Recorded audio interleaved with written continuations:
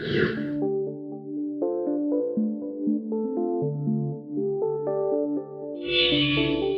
and gentlemen, this is Charlie Kundallini and the Skullman here interviewing Michael Telstarr. So, Michael, can you tell us a little bit about yourself, your bio? Well, for one thing, I used to be an escape artist, and I guess that entails it's a big question. But I used to be an escape artist. I was a hypnotist, painter, and right now I've been on the psychic fair circuit for 25 years. So I've done a lot of different things. Have you ever had a job unrelated that helped you with your career? No, I've done what I've done now, mostly self-employed. You know, I've worked in security for 7 years. The only thing that I really liked about that is that I worked once at the Old Don Jail, and it's about 162 years old, and I was there stationed for 6 months. And I had the graveyard shift, and a lot of guys who had done the shift didn't stay there for very long because they swore that there was, you know, unusual noises, sounds, and things like that. So a lot of guys would actually leave at around 4 or 5 in the morning. And my supervisor knew that I was interested in the paranormal. I think I'm only 19 here. And so he gave me the position. I loved it. I had the graveyard shift 12 to 12, midnight to 12, and I had a lot of great experiences. So that really, I wasn't afraid. I just loved it. That was probably the best assignment I had, and that really opened my eyes a lot to the paranormal. Did that experience make you fearless? No. No, there's a difference between being fearless and crazy, right? Let me put it this way. I did have fear, but so long as I knew they couldn't hurt me or kill me, the ghost, you know, or whatever it was there. I experienced a lot of things, and nobody can get in that Old Don Jail. The door was like a castle door, so nobody can get in. So I knew if I was experiencing anything like footsteps walking up to me and this and that, you know, it was, you know, nobody can get in, right? But it didn't, you know, I had a lot of fear, but I just didn't let it bother me. What made you want to become an escape artist? Well, that's a good question too, because when I was very young, I think about 6 years old, I used to went house to house, door to door, and I used to knock on the door and I used to say, "Do you have any?" I said, "Do you have any old broken locks? Do you have a broken lock or anything like that doesn't work?" And they'd wonder, well, what the heck's wrong with this kid, right? But they gave me some locks. All right, so I was fascinated the thing about what to do with locks. I got a good collection of locks. I do that in the street where I lived.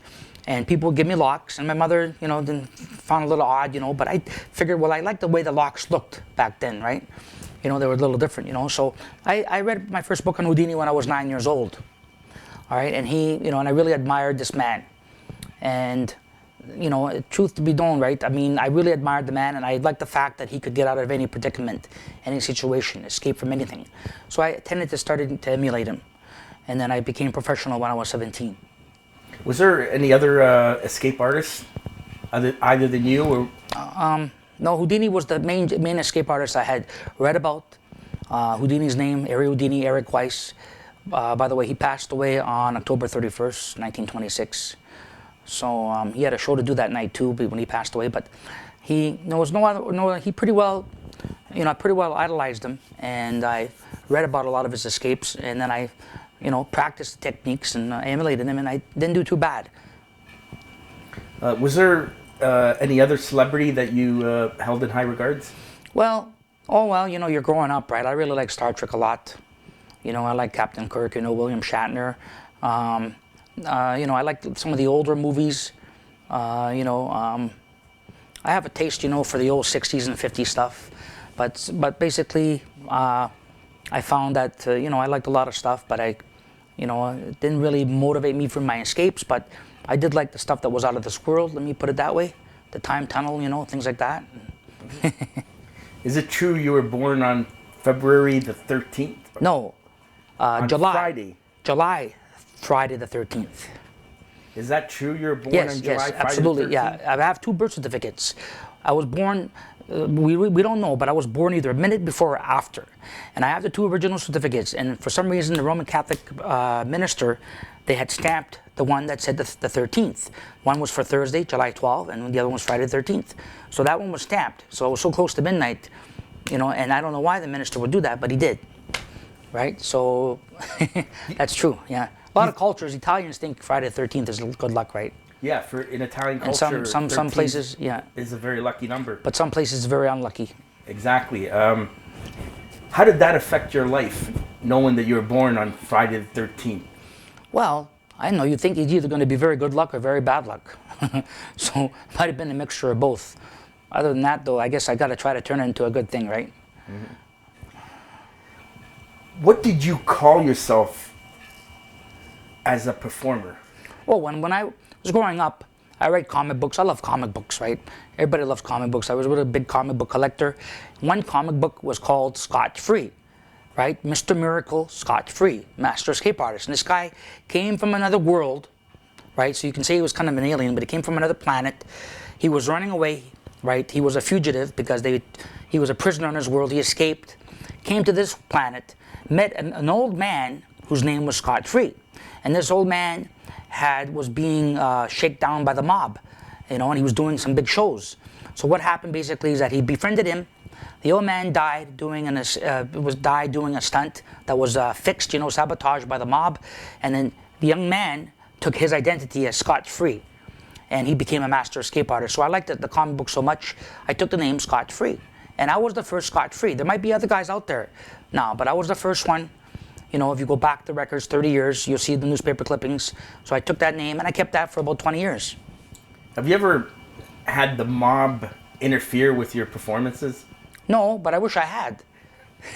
Well, I know Frank Sinatra. Look, if they own some stuff, they have a nightclub and they want to book me, that's fine, right? I don't care. So long as the money is green or the money is there, that's okay. I'm not going to be, how will you know it's the mob or not anyway, right? How can you know?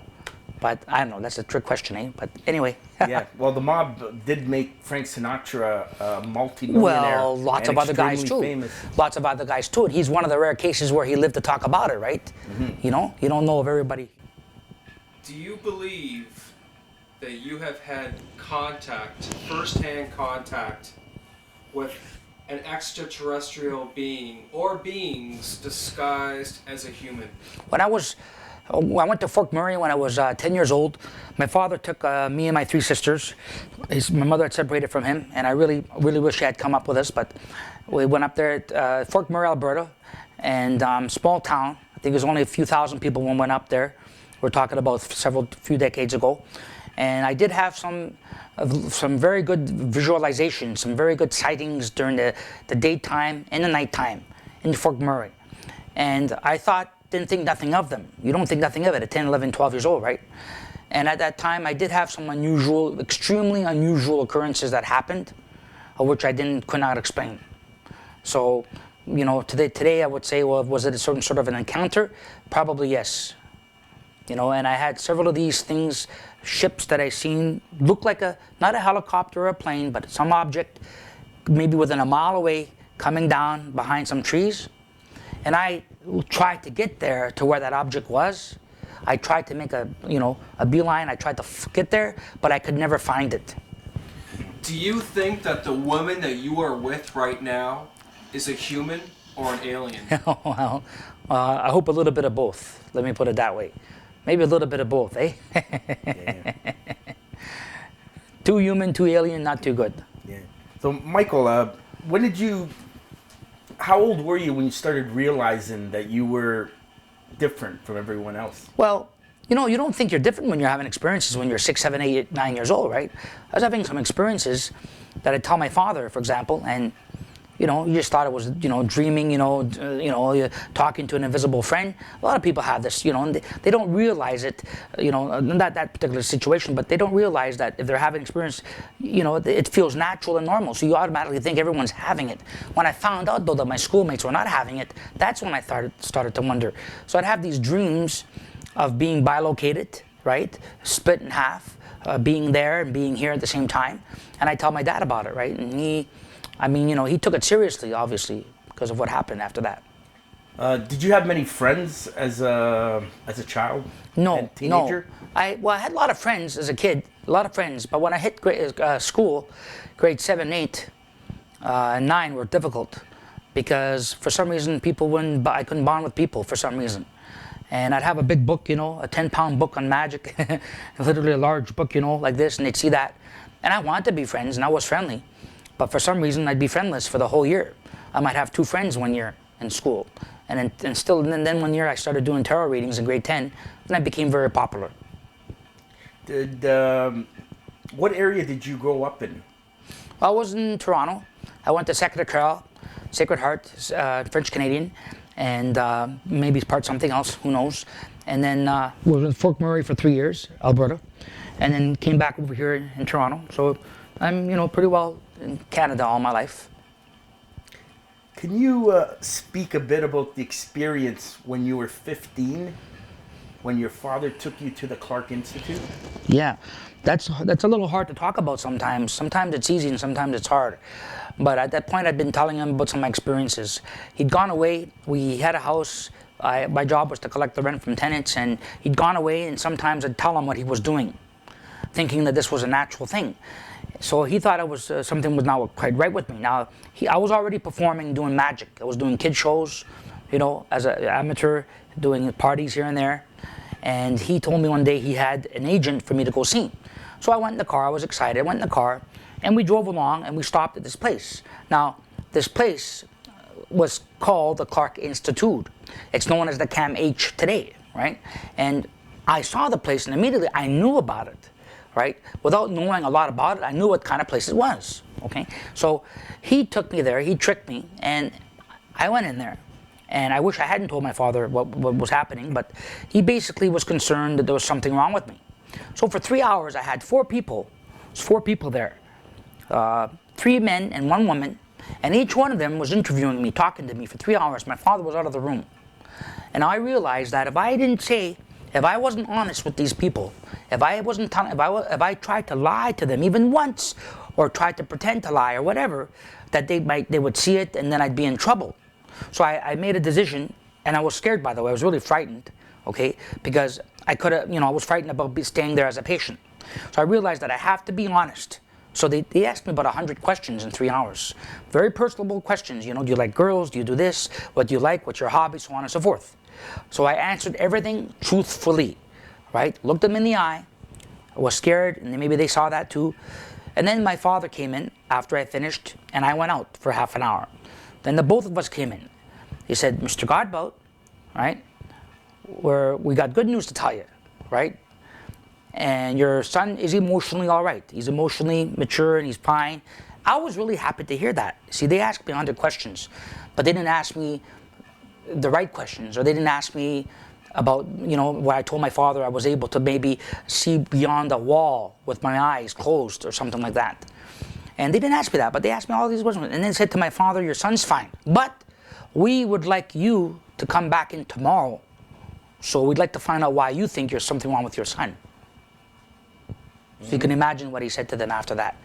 He swore at them left and right, can't repeat it on the camera, told them F this, F that, you, SOBs, and this and that, and everything on the camera. And I was kind of laughing and crying at the same time.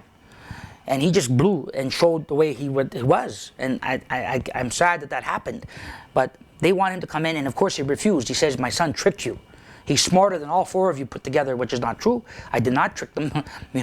I told them the truth, honest truth. But they interviewed him for half an hour, or it might have even been an hour. So they knew there was something quite not right. And unfortunately, he didn't go back in. And maybe if he had, our relationship would have been different. What was your relationship like with your dad? It was hard. After that point, it became very hard. I couldn't trust him. Right. I thought it was terrific up until I was 14, 15. After typically there, it was difficult. Kind of went downhill after that. So your dad disowned me at 21 years old. Yeah. I told him at 18 or 19, leave me alone. Don't bother me anymore, because he used to take the money. I was booked at the exhibition. Can you imagine this? He got me a booking at the exhibition for 21 days, right? I was doing 5 shows a day. The upside down straitjacket escape. 5 shows a day, 21 days, all right? There might have been a couple days where I didn't do all 5 shows, and there was other performers with me that I still don't to this very day. Well, I was supposed to get $21,000 for that, and I get nothing for that because of my father. Did he take your money? I don't know. That's the exhibition never told me. I never knew what happened. I just did those shows and never got it sent. And it happened again 2, 3 times. When I told him I wanted to be left alone, I kept in touch with him for 2, 3 years, and then he told me he disowned me. That really, really, really bothered me a lot. really affected me a lot what he said, I disown you. And I was calling him probably on his birthday or Christmas, you know, and he hadn't talked to me, you know, for, you know, really, and I've been keeping it, and it just affected me very bad. Do you think your father stole money from you?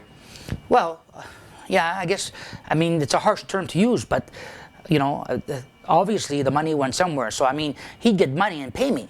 But for the you know, he would take a large chunk of my money. And so he was my manager for a while. But I didn't want him to be a manager or my agent, you know. And he took the money and ran, because the 21 days of the exhibition, first day he helped me, the second day I was on my own. He never came. He was helping with the crane, hoisting me upside down. So I had a couple of good friends, fortunately, that were really good friends that helped me out. And they basically volunteered to put me in the jacket and hoist me up, you know, and everything. But he disappeared on the second day. But I never got hired again from them, the exhibition. No matter how I tried, and agents tried to book me, they said, your father, he put such a bad taste in their mouth, they just won't book me anymore. It still affects me today. It's the past, though. Tell us about your mother. Well, my mom thought I was a little bit crazy, but she understood what I did, so she liked it a lot, but she wouldn't go see me when I did my dangerous stunts. She'd never go see me. Did you have any brothers or sisters? I had 3 sisters. They thought what I did was terrific, you know. Some of my less dangerous stunts, they'd all come and see me, you know, so, you know, they respected what I did. I told them that it wasn't, it'd be dangerous if anyone tried it, but if you know what you're doing, there's always an element of danger, right? But if you know what you're doing and you got all your, you know, your cards covered, then you're okay. But there'd be, you know, every now and then there'd be an accident or something, but fortunately it was only minor. Can you tell us an experience of one of those accidents? Can you give us a rundown on... Well, I was doing my water tank stunt at a crime show convention, and Can you give us the year I was and doing, the show? it's probably 1981. Okay. And I was doing my straitjacket escape upside down, and I did, I think, 4 or 5 escapes that day, and it took me a little longer to get out of the 5th show. It took me a little longer than normal to get out of it. Sometimes I'd have volunteers strap me in a straitjacket, so sometimes they might have put it a bit too tight, and I didn't expand my chest enough, Right. you know. And so I bursted a couple of blood vessels in my eye, and my eyes started bleeding. So that was kind of an odd thing to happen, you know. And of course, to me, it felt like tears. Right, but I escaped, and when I got out of that, and I got out of the straitjacket, they lowered me down. I was paralyzed for about 2 hours. They took me to the hospital for that, and they wanted me to keep me in, but I signed myself out because I had another day to do, you know, tomorrow, you know. So I guess just, you know, the blood pressure built up too much. You know, couldn't see too clearly, but it covered up overnight, and so I signed myself out and went back the next day. So that didn't slow down your career as an escape artist? No. You have accidents. There was a couple other close calls where I did the 10th plunge escape, where I escaped from a boat. You can see it on YouTube. It's a boat, and I had my legs were shackled, and I was handcuffed and straitjacketed, and the boat was towed out, and I had a 3-minute timer where the bomb went off. Well, I didn't everything was covered. I had scuba divers, I had the bomb squad, the harbor commissioner, bomb specialists. The ambulance, paramedics was there, and I had 2 scuba divers in the water. But I didn't anticipate when the thing blew off and I escaped and went underwater. I didn't anticipate the explosion, the shock wave of the explosion. So it's a pretty big explosion if you see it on YouTube. So what happened is that it knocked all the breath out of me, and it pushed me down to the very bottom, 25 feet. Wow. And I expected to slowly go down to the bottom, right? Because I had a large weight belt on as well, 30-pound weight belt with all this stuff. And so if I didn't have the 2 scuba divers there, right? You know, 1 is good, but the 2 of them was extra caution. If I didn't have them there, I probably would have drowned. Because when I got knocked to the bottom, I had no more oxygen. And I was still escaping. My feet were restrained to the boat, but I had all these other restraints I was getting out of, but I didn't have enough energy to get back to the top. So they brought me to the top, and then I did my escape there, finished my escape, and then I swam to shore. That was my closest call. Do you think the audience were aware of you having these issues? No, they weren't. No, they knew something was wrong, but they didn't know what happened. Right? When the scuba diver, one stayed above, one came below, then, you know, they saw what happened. You know, they brought me up. He had an extra oxygen thing, which he gave me right away. had no more oxygen at all, right? I had enough air to last me for 3 minutes in my chest, but that bomb thing, boom, just when it went, man, it just reverberated and it came through the water, shock waves, and I felt it, and it just literally pushed me right to the bottom. But other than that, no, nobody knew about it. I didn't really tell the son about it or. Did anybody clap when the scuba divers lifted you up? Oh yeah. When I came to shore and swam under my own power, yeah. How did that make you feel? It was all right. I felt a little. The water was freezing cold. I did this October 28th. So the water was ice temperature cold. But I swam in the water earlier that day with a scuba diver to the bottom to check out the bottom, right, for any dangerous rocks to get used to the cold. But other than that, I was glad that it was over. Tell us about your lucid dreams that you have. Oh, well, lucid dream is where you're awake and aware in the dream state, right? People have regular dreams, and then there are dreams you have and you wake up, so that means you kind of know that you're dreaming. So I think, I found out that I could do that pretty well at will when I was younger. I thought it was cool. I thought everybody would be having lucid dreams too, right? But you have a lot of cool things in lucid dreaming. Flying, there's nothing that's impossible while you're in the lucid dream state because it's basically your world. So it helps you with a lot of things. I used lucid dreaming to help eliminate my fear of heights because I had a fear of heights. I did the straitjacket escape, for example, from a 90-foot crane. That's also on YouTube. And I had a fear of heights and tremendous fear. And I used the lucid dreaming to get rid of the fear of heights. So I would fly just a couple feet off the ground and then 5 feet and then 10 feet. And then I was stuck about 15 feet for a long time, because it's very, very lucid. And then I'd find and then I eventually, got rid of my fear by going higher and higher. I also imagined climbing up a ladder that just went up into space, and I climbed that ladder higher and higher and higher. But it felt very real, right? And that helped me to get rid of my fear. So lucid dreaming could be a big tool for a lot of things. What did your mom think about your more dangerous escape? Well, I kind of mentioned earlier, she didn't come and see them, but she had some friends, and she was glad when I came back to home. And I would tell her, I would try to reassure, don't worry, we got all these things happening. But sometimes it would make it, people talk about it. My sisters or someone else might tell her it's kind of dangerous. But once she knew that I can do this and that I could repeat it on and off, she became pretty comfortable with it. But it bothered her a little bit in the beginning. Tell us about the time when you had the guillotine set up. Yeah, I did it. The guillotine wasn't working properly. It almost happened to me where I almost did lose my head. So I had a guillotine, and I have an escape where I put my hands are shackled and the guillotine comes down. And one time the apparatus, the device didn't work properly, and if I had the escape, I wasn't able to affect the escape completely. Right? I have to release my hands before I can get my head out, right? So I was able to release my hands, but I couldn't escape from the stalks that were covering my head. So the device got stuck, right? Something happened, and that thing came down there. And I actually got out of it within a split second of it almost cutting my head off. Wow. And if that would really have happened, that scared me a lot. That actually scared me quite a bit. And so I fixed that, and for some reason, I didn't want to take a chance, so I didn't use it much anymore after that. So you decided it wasn't worth doing the guillotine? Well, if it had been better built maybe, or if it was not badly built, but I built it myself, and it was a guillotine, but I put a head of cabbage there, right, and showed them cut the cabbage in half. But yeah, it wasn't, I figured that maybe it'd just be better to do it, you just have it for show. Yeah. What are your world records? Well, when I was 17, I performed at the Guinness World Record Museum in Niagara Falls, and they invited me there after I'd done a show there at one of the local high schools, and I had done Houdini's Chinese water torture cell escape. So I had just turned 17 years. Actually, I was 16 when I did it. So I was the youngest to ever perform the most dangerous escape in the history at the time of escapes. And then the World Record Museum asked me to do something else if I can break another escape. So I did 21 upside down straitjacket escapes for them outside their museum. So that was another record right there. And I broke that record about 2 or 3 more times. There are other records that I have too that are not official, but they're registered though. Okay. Is there anything unusual about your family, in particular your sisters? No, my sisters, none of them, nobody's in entertainment, if that's what you mean. You know, my sisters just did regular stuff. My mother was very intuitive. My grandmother on her side read tea leaves. Father was an entertainer. Everybody asked me all the time, "Is your family entertaining?" And I said, no, none of them were. You know, although I wish that one of mine, if they had been, might have helped me a lot. But nobody else was entertainers in my whole, you know, clan of family. Yeah. So you're the first. Yeah, I was the first. Yeah, probably the last two.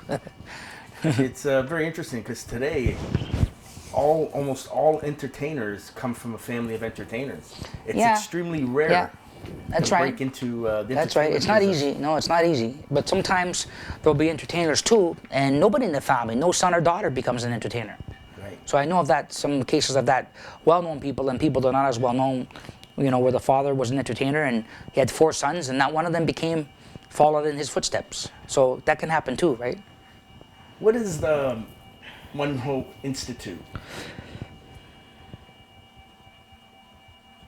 The Monroe Institute is named after Robert Monroe. He formed it in 1950, and he pioneered in the consciousness and awareness states. So Robert Monroe was a remarkable man in himself, and the Institute was formed and utilized by the FBI, CIA, NSA, military, Pentagon, generals, and basically they had utilized it and they had they were being sponsored by them, the Monroe Institute, and they had a contract with them, and they also helped develop the protocol on remote viewing, which was, you know, kept, you know, classified up until 1995. So I went there when I was 25 because of these experiences I was having, paranormal experiences, and I was kind of losing touch a little bit what was going on. So I heard about them, did an interview with them, went up there, did another interview, and I took their gateway program, and it helped a lot. I got to meet Mr. Monroe. It helped a lot for me to eliminate the fear barrier, which I had a lot of at the time. When you have experiences and you're waking up out of bed, and you hear a voice saying, if you come out of bed, I'll kill you. You know, it's really frightening, especially when it's a voice that sounds like out of this world. Did that ever happen So to you? that happened to me several times. And so there was a few periods, right, where I didn't sleep for 24 hours or 48 hours and once 96 hours because it was so lifelike, right? And when I realized that they could not kill me physically, that made me feel better. I had read Mr. Monroe's book too, Journeys Out of the Body, that helped, and I went to the Institute. So basically I got rid of my fear barrier a lot, and I got to understand what was happening. So I'd have these experiences where, what you call out-of-body experiences, astral projection, you know, and I went there and I took the program to help me to understand it. And that helped me to understand a lot of things. It's funny I did that too because I was escaping from physical things, material bonds, and here I was learning to consciously escape from my body. So it kind of had a funny twist to it. Mm-hmm. Who do you think that voice was? I have no idea what it was. Whether, I don't know, that's just voices of entities, life forms. You know, it's just, there's a bunch of entities and life forms that exist. They're known to exist on the M band. You know, that's a radiation belt around the world, an invisible radiation belt that cannot be measured, you know, with scientific instruments, not that I know of now. Perhaps now they can. And it's just, you know, there are beings that feed on emotion like you feed on food, right? So people need food, and people do to a large extent feed on emotion too, right? So there are beings that, you know, feed a lot on fear. So they did cause me a lot of fear. I was a good plate of fear for them. I was a good buffet of fear for them, you know. They come to me and they get all this fear from me because I leave my body and I dive right back in a minute later, just like I would off a diving board. I'd literally dive right back in my body because I seen these three big things come through the wall, you know, threatening to kill me and tear me apart. And I knew I was safe there, right?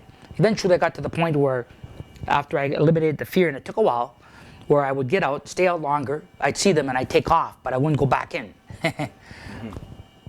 So you haven't heard from those voices since? No. After I went to the Monroe, I had the fear experience maybe another few months, but I got rid of it very fast after that.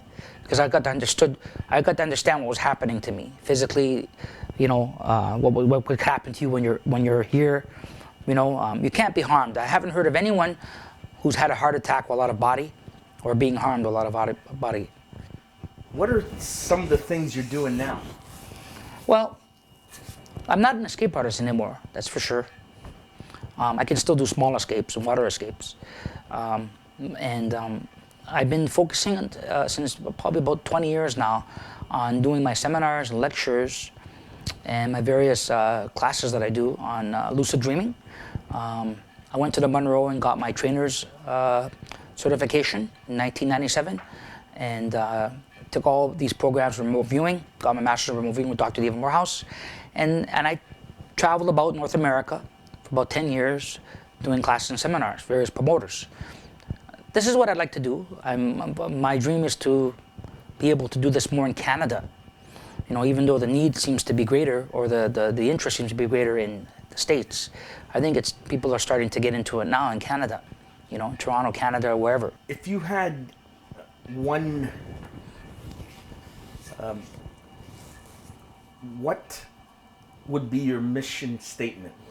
If I had a mission statement, well, that's easy, right? I formed the mission statement about 18 years ago. Empowering human beings, right, through the art and science of remote viewing, lucid dreaming, various modalities, you know, that are based in science, in the bed of science. That is my mission statement. You know, to give human beings the ability to understand that they have, it's just not a matter of increasing your confidence or giving you confidence, right? It's not a confidence talk or seminar I do. It's letting people, giving them techniques and methods based, from the Stanford Research Institute, from physicists, from the Monroe Institute, and various techniques, not esoteric, not occult, but techniques based on science, that allow people to amplify and utilize their brain waves and their mind. Right? So my mission statement is to empower people, and why? Because I enjoy it. It's interesting, with 2012 behind us and everybody awakening, a lot of people today perceive two worlds. There was that physical world that we all perceived, but now there's an etheric world that's become just as real. How important is it for somebody to learn about the etheric world? Well, Charlie, we're multidimensional beings. I tell people we're multidimensional. You can't just get in the spirit and forget the physical. You're born a physical being, right? And I tell people that the majority of human beings or life forms choose to become physical, right? So we're multidimensional. So you've got to, if you want to really open up that other aspect, you can, but you shouldn't ignore the physical, and being in the physical, you shouldn't ignore the non-physical as well. I'm not using the word spiritual, right? I'm talking about other energy systems that exist, and the whole point of life, isn't it, is to expand, explore, to experience, utilize, develop those abilities. Some people want to, and a lot of people don't. So my classes aren't for those who don't want to. If you're ready to do it, then I like to be able to teach people that. So people should realize that they live in two worlds. Maybe more, but two worlds for now. And the dream world, the physical world, right? And then the non-physical world, energy system, right? Of projecting into the second state, astral projection. So it's actually three worlds for me, maybe four. So you do that because you want to learn. And the more you can learn and experience and develop, then the more you can develop and realize, and develop empathy and other things. So, and it's a lot of fun. Right? It's a lot of fun too, and you can do it for so much. There's many models that you can utilize this for developing. If you whether you're law enforcement, medical model, if you want to just increase your ability spiritually, emotionally, become more empathic and more sensitive, utilizing the right side of the mind, and so on and so forth. So there's a lot of reasons why you would want to learn it too, whether it's personal or business, right? But hopefully it'd be personal first. What are you planning for 2014 and beyond? Well, I like to what I'm doing is I'm planning on doing a lot more.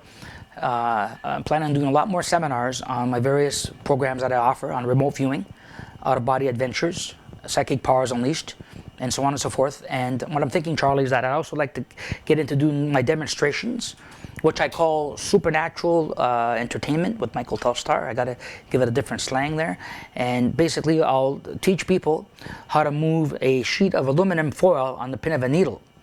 And I'll show them how to control the ions and how to utilize and pick up an energy for various purposes, right? Along with remote viewing. So I'm planning on doing a lot more of these seminars and more of the demonstrations. What would be your advice to young people who may have had unusual experiences? Yeah, I've had some young people come up to me and they say, what do I do, right? Well, I says, for one thing, you know, if you have these experiences, right, maybe the parents today might be a little bit more open to it. If you know that you're grounded and you're having them, okay, then you probably are having some sort of paranormal experience, but it's always good to question what you're experiencing and what you're going through. Don't tell your mother or father or anyone if you think that they're not going to understand. Share it with a friend who may be experiencing something similar, or who may be experiencing something who could sympathize or empathize with you, and then that way you won't get, you know, they won't take you to where I went. Because that was a really uncomfortable experience, you know, and that was the downfall too of me and my father's relationship. But the thing is that I tell him to just take it easy, get to know yourself, know thyself, right? Know who you are, know the good, the bad, accept the good, the bad, right? And then work with that. Read as much as you can. Look at the good stuff. There's a lot of good stuff out there, a lot of bad stuff, but you know, and the best synopsis, the best thing I could say for them is that learn the truth for yourself. It's okay to read and to learn and to pick up and to take my classes, but I always tell people, I want you to learn the truth for yourself. And this was the words that Mr. Monroe himself told me too. It's always better to do that, right? And that way you'll know, right? But there's a lot of other things out there too that I could say, but you're not, you're not hallucinating, if you're not taking acid or whatever, or if you know who you are and you're of sound, you know, mind, and you're grounded and you have some experiences, read about extrasensory, ESP, psychic phenomena. Become educated in it. When you become educated in it, you understand, and when you understand, you become more enlightened. Michael, today, just before our interview, you gave me an electric shock more than once. Oh, sorry about that. I hope it didn't hurt. It didn't hurt How a did lot, it feel? but it was pretty powerful, right? That's quite fascinating. Well, you've given them, Charlie? People rub their feet on the carpet by shoes or whatever. People get shocks by accident. People have given shocks by accident. I guess, you know, I just do it on a different level. Yeah, absolutely. Can you tell us about your courses that you're teaching? Yeah. And a little bit on each course. Well, the Skull Man here has done a fantastic job of doing the videos that you'll see on YouTube, and a phenomenal job. And if there was an award, I'd give him one. So I do give him a non-physical award for most outstanding job. And of course yourself too, helping him out. You guys have done a great job. And you get a lot of information there. And I'm going to be focusing on doing remote viewing programs, the out-of-body adventures. They're each 3 days. Psychic powers unleash one day. Lucid dreaming techniques one day. And basically each one of them will be on developing a little utilizing protocols and systems, you know, for tapping into the unconscious, consciously, for getting into an alpha brainwave state and a theta brainwave state while you're in the alpha, and the opposite too as well. So it's basically to help people to expand, to explore, to experience, to utilize, to develop their energies and other energy systems that would be beneficial to them and those around them. So, you know, it's like a martial arts of the mind. There's 10 different levels of martial arts, right? So you learn this and you pick it up. Now, it's an inherent ability, Charlie, which means you've already got the ability there inside you. If you were to learn how to walk on a wire, okay, just like learning how to ride a bike, you can walk on a wire, but it's going to take you 100 hours before your balance systems and your photographic reflexes build up enough so that you can balance yourself on the wire without falling. Now, how many people are willing to do that? I am.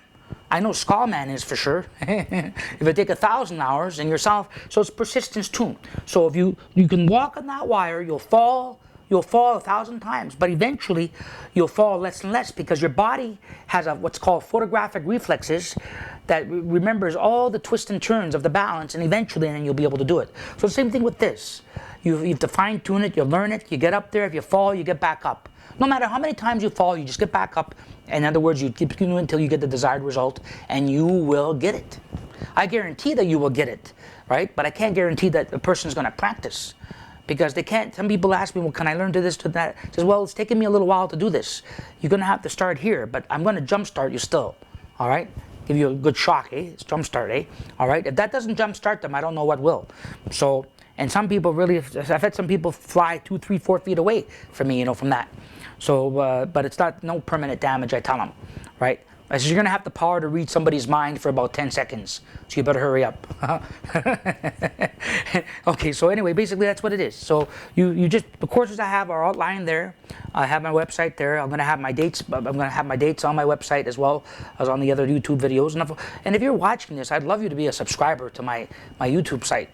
Skullman has put the YouTubes up on my site, Michael Telstarr, and subscribe and be a subscriber because I'll have stuff coming out every now and then. And it's a lot of fun. You look at it as a fun thing. People ask me what I do. I tell them this used to be my hobby. Now it's my passion, my work, my life, right? A lot of people have weird hobbies, right? So what's your hobby? Well, I learn how to get out of my body, or I learn or I read about extraterrestrials, or I read about other civilizations. See, a person can't criticize a person's hobby, right? Some people collect butterflies and beetles, and they collect stamps, which is kind of boring, kind of normal, right? That's okay though, right? My hobbies aren't normal, but they're still possible, and to me they're down to earth. But I think a lot of people, they tell them if anybody asks you what you're doing, just tell them it's a hobby, then they're not going to think a big deal out of it. Because people ask me that they're afraid to talk about their friends about lucid dreaming and stuff. And so if you say that, then you're not going to save much of it. Can you give us your website and your YouTube site? Okay, you ready? Yep. Okay, there. All right.